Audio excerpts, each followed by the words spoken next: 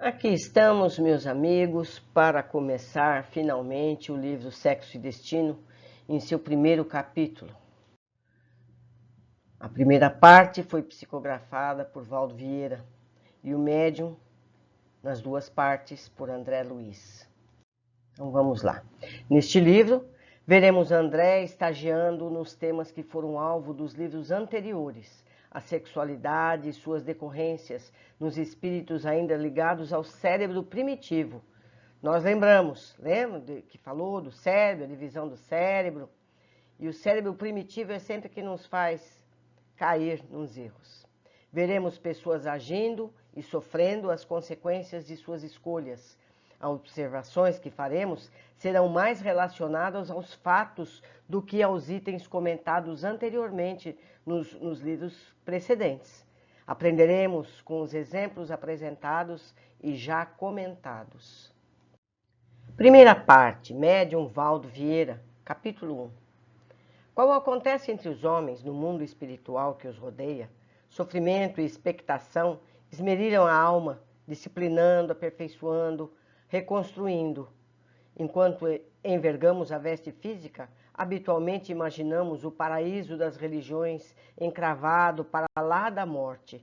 Sonhamos o apaziguamento integral dos sentidos, o acesso à alegria inefável que anestesia toda lembrança convertida em chaga mental. No entanto, atravessada a fronteira de cinza, ei-nos erguidos à responsabilidade inevitável ante o reencontro da própria consciência. Uma vida humana, a continuar-se naturalmente no além, assume assim a forma de partida em dois tempos distintos. Diferem campos e vestimentas, entretanto a luta da personalidade de um, renascimento ao outro na terra, afigura-se laborioso prélio em duas fases, anverso e reverso da experiência. O berço inicia, o túmulo desdobra. Com raríssimas exceções na regra, somente a reencarnação consegue transfigurar-nos de modo fundamental.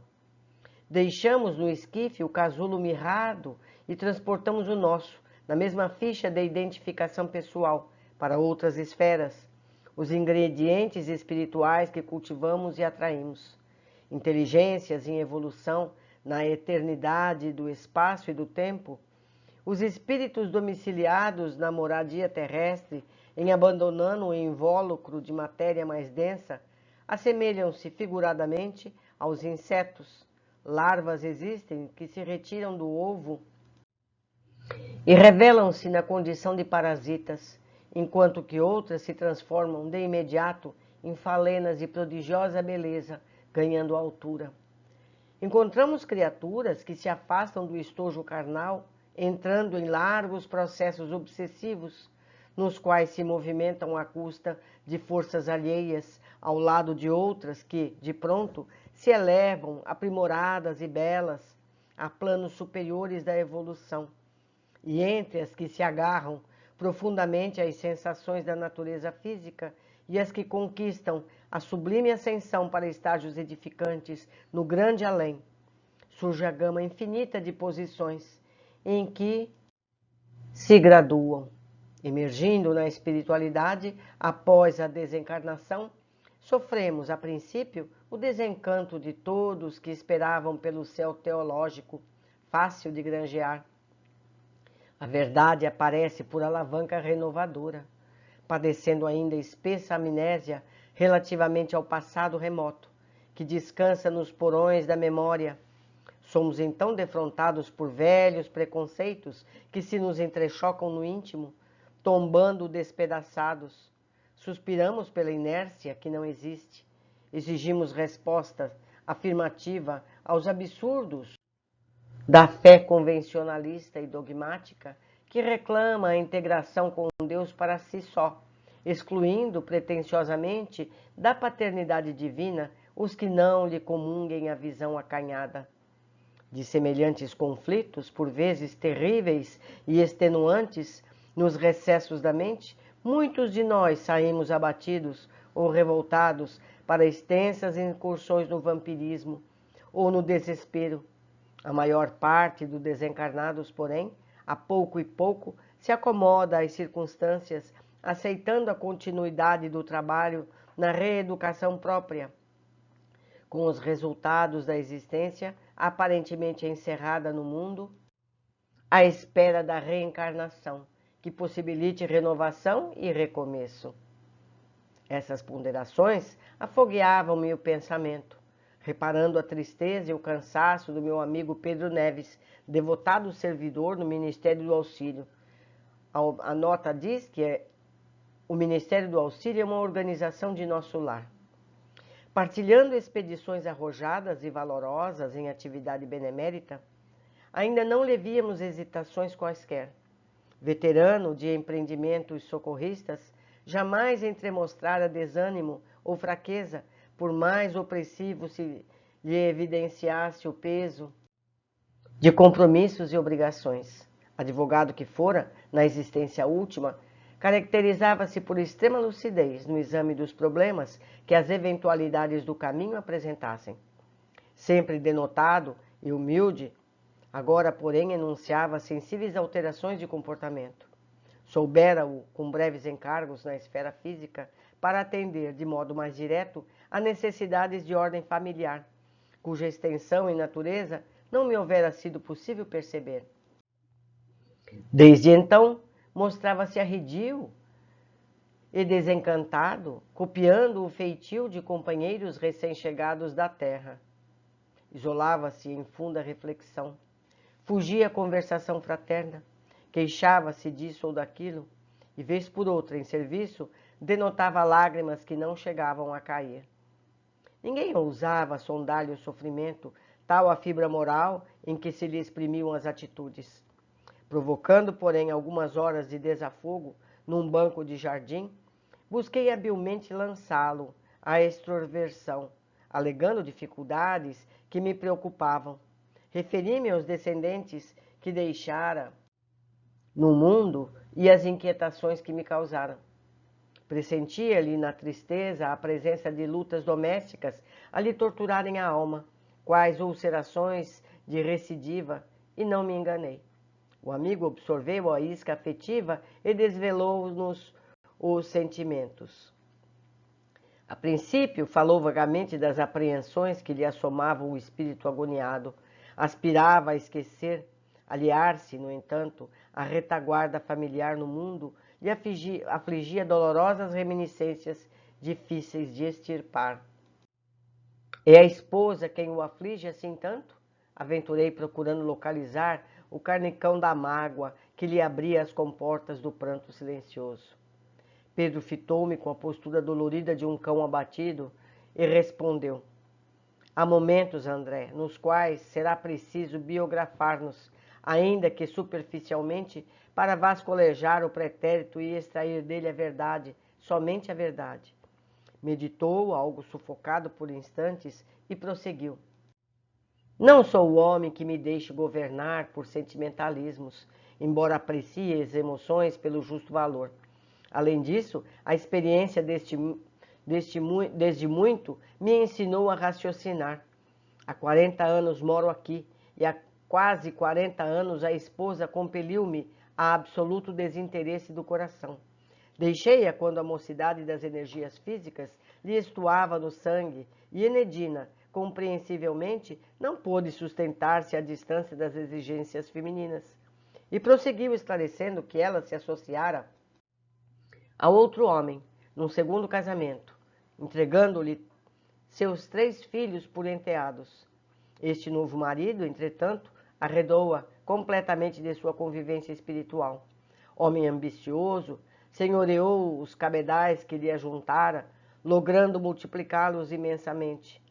À força de astúcia em arrojadas empresas comerciais, e agiu com tanta leviandade que a esposa, dantes simples, e apaixonou pelas comodidades demasiadas, gastando o tempo terrestre em prodigalidades e fafulices, até que se rojou a derradeiras viciações nos desvairios do sexo, observando o esposo em aventuras galantes, de modo permanente, na posição de cavalheiro rico e desocupado, quis desforrar-se estabelecendo para si mesma desordenado culto ao prazer, mal sabendo que apenas se transviava em lamentáveis desequilíbrios. Os meus 2 filhos, Jorge e Ernesto, ludibriados pelo fascínio do ouro com que o padrasto lhes comprava a subserviência, enlouqueceram no mesmo delírio do dinheiro fácil e se animalizaram a tal ponto que nem de leve guardam qualquer traço de minha memória, não obstante serem atualmente negociantes abastados em idade madura. A esposa, no entanto, ainda se encontra no mundo físico? Arrisquei, cortando a pausa longa para que a explicação não esmorecesse. Minha pobre Enedina voltou há 10 anos. Abandonou no corpo dela a imposição da icterícia que lhe apareceu por verdugo invisível, evocado pelas bebidas alcoólicas. Fitando-a edemaciada, vencida, ensaiei alarmado todos os processos de socorro à minha disposição. Atemorizava-me a perspectiva de vê-la escravizada às forças aviltantes a que se jungira. Sem perceber, ansiava retê-la no corpo de carne, como resguarda uma criança inconsciente em disfarçado refúgio. Entretanto, ai de mim, colhida por entidades infelizes, às quais se consorciou levianamente, em vão procurei estender-lhe algum consolo, porquanto ela mesma, depois de desencarnada, se compraz na viciação, tentando a fuga impossível de si própria. Não há outro recurso senão esperar e esperar.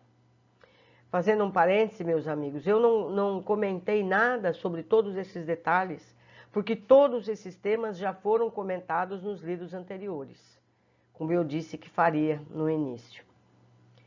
E os filhos, Jorge e Ernesto, hipnotizados pela riqueza material, para mim fizeram-se inabordáveis. Mentalmente não me registro na lembrança, intentando captar-lhes cooperação e simpatia. O padrasto chegou a insinuar que não seriam meus filhos, e sim dele próprio, através de união com minha esposa, ao tempo da minha experiência terrestre, o que Enedina infelizmente não desmentiu. O companheiro esboçou um sorriso amarelo e considerou. Imagine, na carne o medo é comum, à frente dos desencarnados. E, em meu caso, fui eu quem se afastou do ambiente doméstico, sob sensações de insopitável horror. Ainda assim, a bondade de Deus não me arrojou à solidão, em se tratando da ternura familiar. Tenho uma filha, de quem jamais me separei pelos laços do espírito, Beatriz, que deixei na flor da meninice. Suportou pacientemente as afrontas, conservou-se fiel ao meu nome. Somos assim 2 almas na mesma faixa de entendimento. Pedro enxugou os olhos e acrescentou. Agora, com quase meio século de existência entre os homens, presa embora ao carinho que consagra o esposo e ao filho único, prepara-se Beatriz para o regresso. Minha filha vem atravessando os derradeiros dias terrenos, com o corpo torturado pelo câncer. Mas, atormenta-se você por isso? A ideia de reencontro pacífico não será antes motivo para alegrar-se? E os problemas, meu amigo? Os problemas do grupo consanguíneo?